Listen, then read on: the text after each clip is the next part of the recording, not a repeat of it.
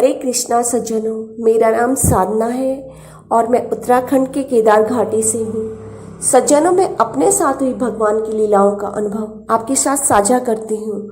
आज इसी क्रम में भगवान की यह लीला है। यह लीला 22 अक्टूबर 2024 की है और दिन है मंगलवार। समय है 3:15 रात्रि का है। यह लीला दिव्य दृष्टि की लीला है।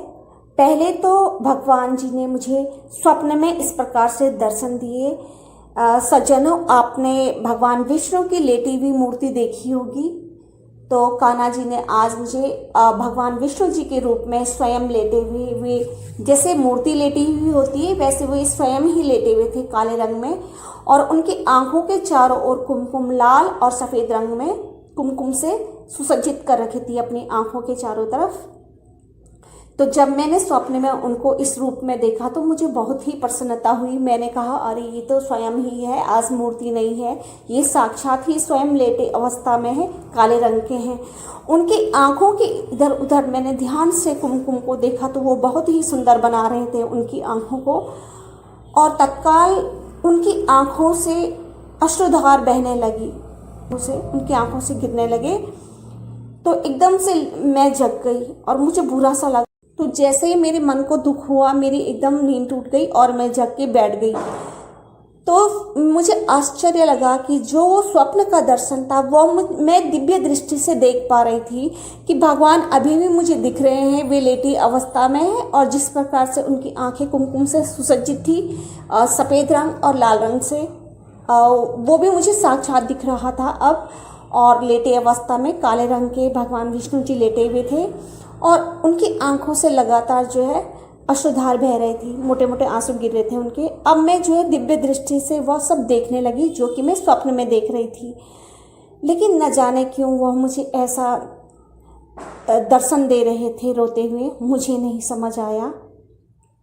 कुछ क्षण तक भी ऐसे दिव्य दृष्टि का दर्शन मुझे देते रहे। मैं अत्यंत दुखी हो गई और वे अदृश्य हो गए मेरी दिव्य दृष्टि से। आज मैं पूरा दिन भर बहुत दुखी हूँ कि कान्हा जी, कैसे पता करूँ कि आप अश्रुपात क्यों कर रहे हो, बहुत दुखी हो। तब मैंने स्वामी जी से पूछा तो स्वामी जी ने कहा कि आज माता जी चली गई हैं, शायद इसीलिए। क्योंकि मैंने पूर्व में भी यह महसूस किया है कि जब भी मैं माता जी की सेवा में जैसे कुछ भी अच्छा करूं तो माता रानी तुरंत ही प्रकट हुआ करती थी। 2021 में भी मैंने ये ध्यान किया था कि जिस दिन भी मैं अपनी माता जी की, जो सास जी हैं मेरी, तो उनकी मैं सेवा करूं तो वे अवश्य ही दर्शन देती थी उस दिन। जैसे उस दिन कान्हा जी आए ना आए, लेकिन वे अवश्य आएंगी। वे नृत्य भी करती थी उस दिन, खुश हुआ करती थी। तो एक बार जब मैं खिन्न हो गई कि अरे इतनी सेवा में मेरा समय जा रहा है और मेरी मालाएं जो है कम हो रही है, तो उस समय जो है कान्हा जी और राधा जी ने मुझे इस प्रकार से दर्शन दिया कि मेरी सास का कद उन्होंने बहुत बड़ा बना दिया, अपने बगल में खड़ा कर दिया और अपने आप को उन दोनों ने बिल्कुल बौने रूप में दिखा दिया। उन्होंने मुझे ये बताया कि मतलब हमसे बहुत ऊँचे हैं, सास की सेवा, प्राथमिकता उन्हीं को दो। तो उसके बाद खुद भगवान ने मुझे कहा कि अगर मोक्ष की प्राप्ति चाहिए तो पति धर्म का भी पालन करो और पति की सेवा ही सर्वोपरि, ये तुम्हारे लिए, और सास की सेवा हमसे आगे है, हम बाद में हैं। तो फिर आज मेरी सास जो है घर चली गई, तो फिर इसलिए शायद, या तो वो इसलिए अश्रुपात कर रहे होंगे क्योंकि वो भी उनकी भक्त हैं और उनको भी भगवान कृष्ण जो है दिव्य दृष्टि के दर्शन देते हैं। साक्षात तो खैर आज तक नहीं दिए उनको, और अपना अपना तपोबल है, क्या कह सकते हैं। वे काफ़ी वृद्ध भी हैं, 76 साल की हैं, तो उनसे नहीं हो पाती है ज़्यादा मालाएं। जितना करती है उतना फिर वो स्वप्न में भगवान उनको दर्शन दे देते हैं। वो बहुत खुश होती हैं उस दिन। और सज्जनों, जिस दिन करवा चौथ था, माता राधा ने मुझे इसलिए दर्शन दिए क्योंकि भले ही मैंने व्रत नहीं रखा है तो मैंने अच्छी सोच रखी अपनी सास के लिए। और जब स्वामी जी घर आए तो मैंने उनके चरण दबाए काफ़ी देर तक, और मैंने भगवान से माफ़ी भी मांगी कि क्या करूं, मेरे स्वास्थ्य भी थोड़ा सा सही नहीं है, इसलिए मैं नहीं रख पाई व्रत।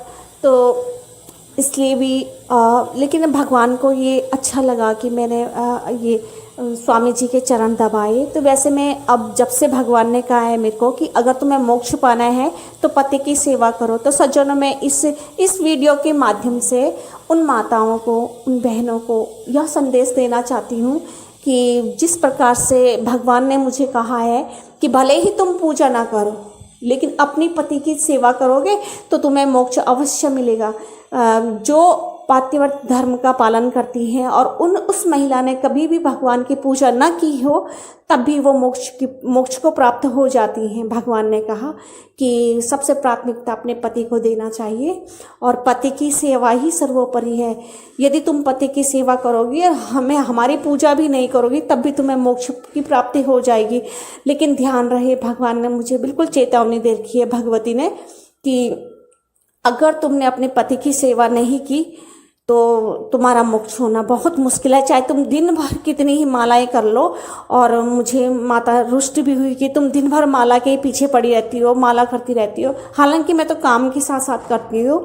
तो उन्होंने कहा कि नहीं, पति की सेवा भी करनी है। तब से मैं इनके पाँव दबाती हूँ। और जितने बार मतलब सुबह ये जैसे जाते हैं तो मैं तो सोई रहती हूँ, ये तो सुबह ही निकल जाते हैं 5:30 बजे, कभी 6 बजे ऐसे निकल जाते हैं।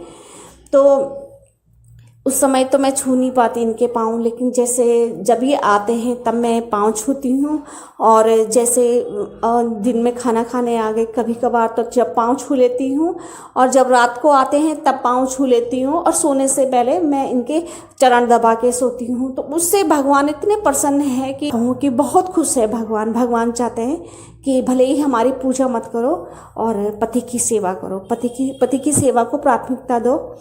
तो माताओं बहनों, मैं आप लोगों से यही निवेदन करूंगी। हालांकि किसी के पति, मैं सुनती हूँ कि हमारे पति तो साक्षात यमराज हैं या साक्षात कलयुग है, तो ऐसे पति के साथ वो तो उनके कर्म हैं और तुमसे जो भी बन पड़े तो तुम वो उतनी सेवा करना। चाहे कभी तुमने एक भी दिया ना जलाया हो मंदिर में तब भी। स्वयं भगवान कहते हैं कि यदि किसी का पति साक्षात चांडाल भी हो और पत्नी ने उनकी पूरी सेवा की हो और उनकी मतलब स्वामी की तरह पूजा की हो, भगवान की तरह पूजा की हो, तो उनकी पूजा ही मान्य होगी। हालांकि उन्होंने कभी भी एक दिया मंदिर में नहीं जलाया हुआ, तो मोक्ष की अधिकारी हो जाती हैं। लेकिन किसी का पति अगर चांडाल भी है, कलयुग है साक्षात, लेकिन उन्होंने अपने पति की अवहेलना की हो और भगवान के मंदिर में जाके दिया जलाया हो, सारे व्रत तीर्थ किए हों, तो वो मोक्ष के अधिकारी नहीं हो सकते। भगवान कहते हैं कि पति ही सर्वोपरि धर्म है, हमसे पहले पति है। जो अपने स्वामी के भगवान मानकर पूजती है उनको किसी भी व्रत और किसी भी अनुष्ठान की आवश्यकता नहीं होती, वो स्वतः ही मोक्ष की अधिकारी हो जाती है। 22 अक्टूबर 2024 मंगलवार को जब प्रातः 3:15 पर यह मूर्ति अश्रुपात कर रही थी, जो कि आप वीडियो में भी देख पा रहे हो, यही वो मूर्ति थी। तो उसके बाद 23 अक्टूबर बुधवार को 2024, समय है 11:31 रात्रि का, कान्हा जी फिर से रोई। दोनों आंखों से बड़े बड़े आंसू गिर रहे थे उनके। ऐसे उन्होंने साक्षात दर्शन दिया। फिर 11:55 रात्रि को एक हाथ आया मेरी ओर। वह हाथ गिलास पानी का पकड़े हुए था और वह हाथ जैसे ही मुझे पानी दे रहा हो ऐसे लग रहा था और तत्काल अदृश्य भी हो गया। मैं तब से ही परेशान थी, 22 अक्टूबर से, जब से मैंने कान्हा जी को रोते हुए देखा था। मैं दिन भर टेंशन में रही। मुझे यह भी सुध नहीं रही कि मैं बहुत प्यासी हूँ, मुझे प्यास लग रही है। मुझे दिन भर रोना आ रहा था कि क्या करूँ। जब से कान्हा जी ने रोना शुरू किया था, पहले दर्शन से ही, तो मैं बहुत टेंशन में थी और मैं अपनी प्यास भूख सब भूल गई थी। जैसे ही वह हाथ हटा वहाँ पर से, जो कि गिलास को पकड़े हुए था, ऐसे लगा मानो जैसे मुझे बहुत प्यास लग रही हो। जैसे ही मैं तत्काल उठी और मैंने पानी पिया। फिर मैं खुद ही ढूंढ रही हूँ उस गिलास में कि अरे पानी कहाँ गया इसमें से। मैं खुद हैरान हो गई कि मैंने पूरा गिलास पानी का पी लिया और मुझे ऐसे लगा जैसे मैंने पानी ही नहीं पिया। इतनी मुझे प्यास लग रही थी और भगवान को देखो मालूम था कि यह प्यासी है। अपने आप ही एक हाथ आया मुझे पानी का गिलास देने। मैं बाद में आश्चर्य में पड़ गई जब मैंने पानी पिया और प्यास फिर भी ऐसे लगी मानो जैसे पता नहीं किसने इस गिलास से पानी पी लिया। क्योंकि पूर्व में कान्हा जी जब जब पूर्व में ही रोए तब तब घटना से पहले और फिर बाद में अनहोनी हुई कोई ना कोई घटना, इसलिए मैं बहुत टेंशन में थी। बाद में कुछ भी अशुभ समाचार प्राप्त हो जाता था, या तो स्वामी जी का कहीं एक्सीडेंट हो जाता था या फिर कोई भी ऐसे दुखद समाचार जो है हमें सुनने को मिलता था कहीं भी हमारी जान पहचान में या हमसे जो जुड़े हुए हैं उनके विषय में, तो कान्हा जी पूर्व में ही रोने लग जाते थे। पुनः कान्हा जी ने 12:20 पर पुनः रोते हुए अपनी लाल आंखें दिखाई। अगले दिन मैं बहुत बीमार हो गई।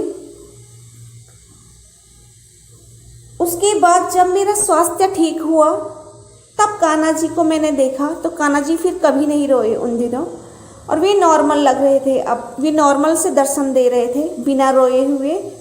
और 24 अक्टूबर दिन था बृहस्पतिवार और 2024 का यह दिन था।